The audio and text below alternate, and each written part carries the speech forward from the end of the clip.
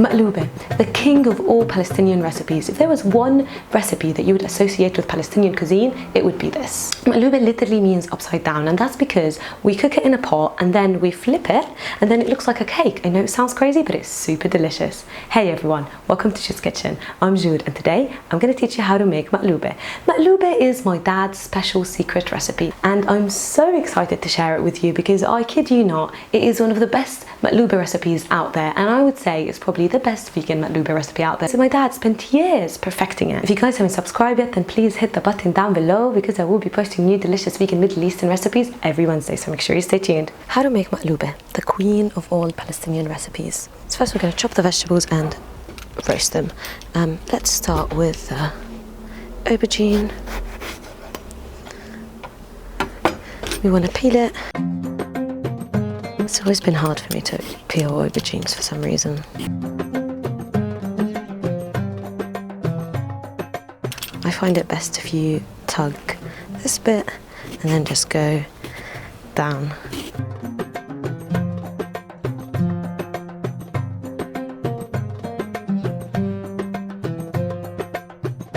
And we want to cut them into thick slices. That's the aubergine done. We want to put it in a pan like this.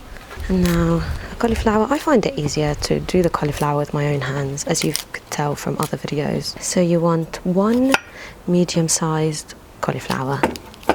If you get a big cauliflower, you can make another dish with it. You can make this and then the other cauliflower dish that I've showed you before.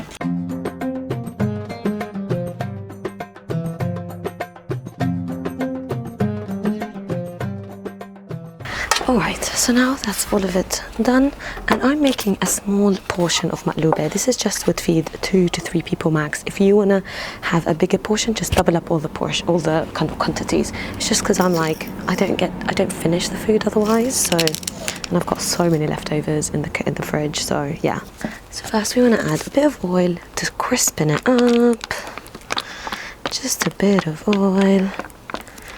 Oh god, not too much. And some salt.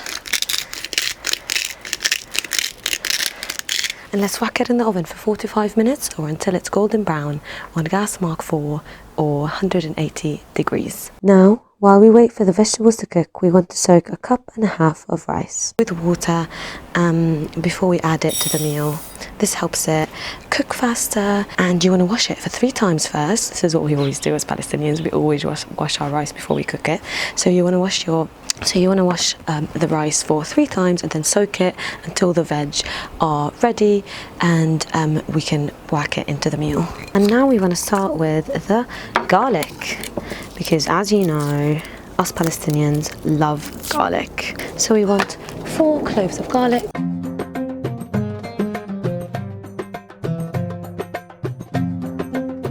I always put minimum 4 garlic in any recipe I make. Even if they say put 2, I'm like, you mean 4?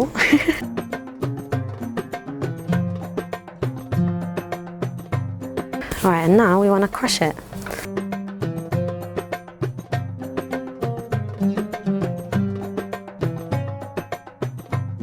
It's always good to start with the garlic just because you want to leave it aside for a little bit to make it more pasty. I always find that if I leave my garlic for like 5 minutes, then I come back to it and it's super pasty, super held together. And now we want to chop the tomatoes just in 4/4, nothing too fancy. So you want 4 large tomatoes or 7 small ones. And now we want to chop the chili. I'm going to use half a chili, but if you would like it to be more spicy, you can use a whole one. I'm going to get the seeds out because I know they are too spicy for me. So we want to chop them real fine and then crush them with the garlic.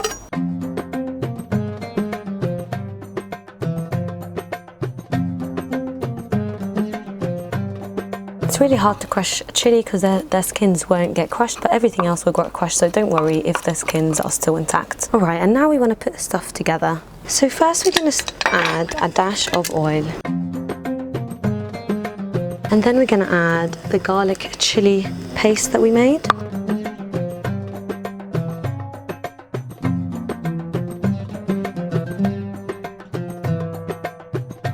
And then we're going to add a little bit of pepper and a little bit of salt. So you want it to be on a medium-low heat. And now we want to add the tomatoes. Mix it all together.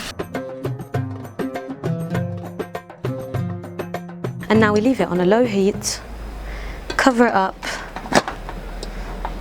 for 15 minutes until the tomatoes get really tender. That might happen before then, so just judge it by eye.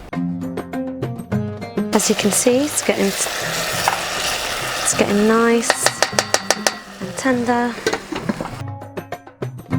Oh yeah, look at that. They're getting well nice and tender. So they're about ready, to be honest.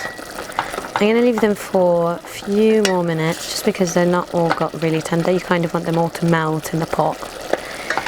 Absolutely melt.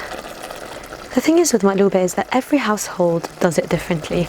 Every household in Palestine. And I don't know a lot of people that do it this way, but this is the vegan way that my dad has adapted over the years. He has done so many different trial and error for him to find this perfect vegan Makloubeh recipe, and I know you guys will love it. And now, let's put stuff together. This looks pretty good.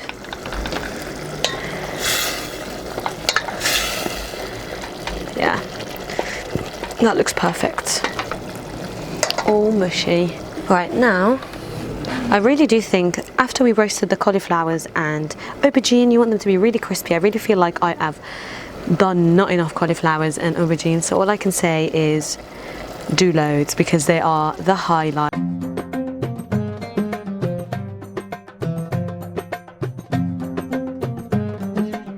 And now we want to add the rice after we've added this. So the rice should be have been soaked for the past 45 minutes or an hour, how long you've had the cauliflower and aubergine for. 1.5 cups. Remember, 1.5 cups is what you need.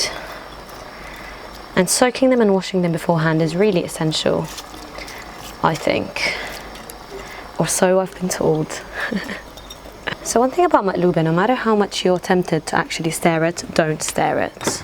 Now we want to add two tablespoons of tomato paste. This is also very, I don't think many Palestinian homes do this. This is just my dad's addition, and honestly, I think it makes all the difference.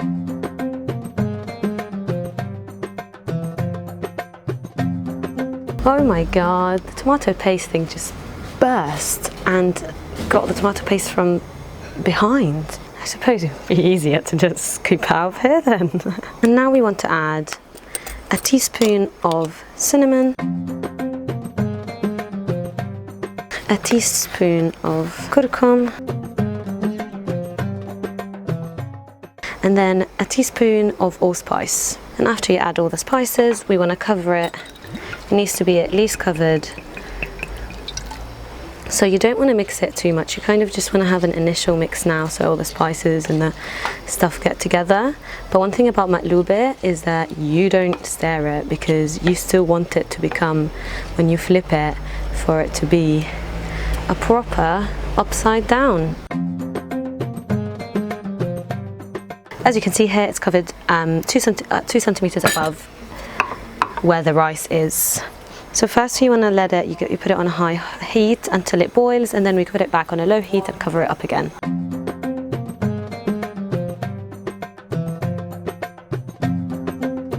Once it starts boiling, you just want to put it on a low heat and leave it there until it's all cooked together. It's not one of those recipes that you need to keep moving. Definitely don't keep moving it. You want it all to stay in one piece so we can flip it, and then it can be like a cake. And yeah, as you saw at the beginning of the video, so do not stir it. I repeat, do not stir it. And if the water runs out, just add a bit of water, mix it the tiniest bit, don't stir it too much.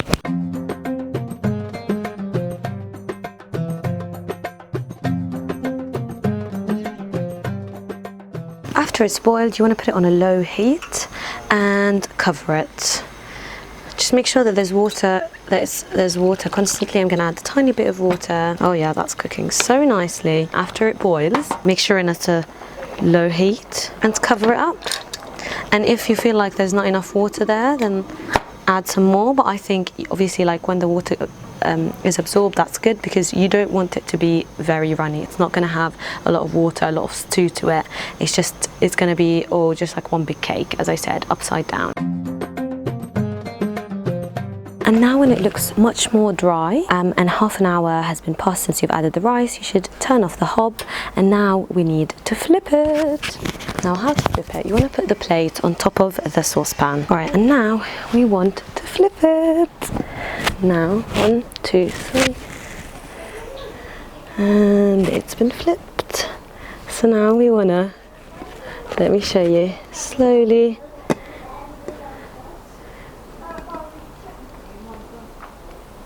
oh yeah, that's looking good.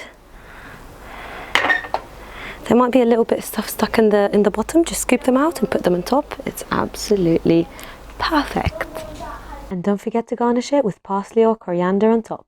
And definitely eat it alongside some salad and vegan Greek yogurt, as they go with the Makloubeh like a dream. And as we say in Arabic, صحتين وعافية. And don't forget to subscribe if you haven't already, because I will be posting new delicious vegan Middle Eastern recipes every Wednesday, so make sure you stay tuned. If you've tried to make this, then let me know in the comment down below, or tag me on any of their social media. And again, if you have any Middle Eastern recipes that you want me to try to make, then do comment down below and let me know. And I'll see you next time.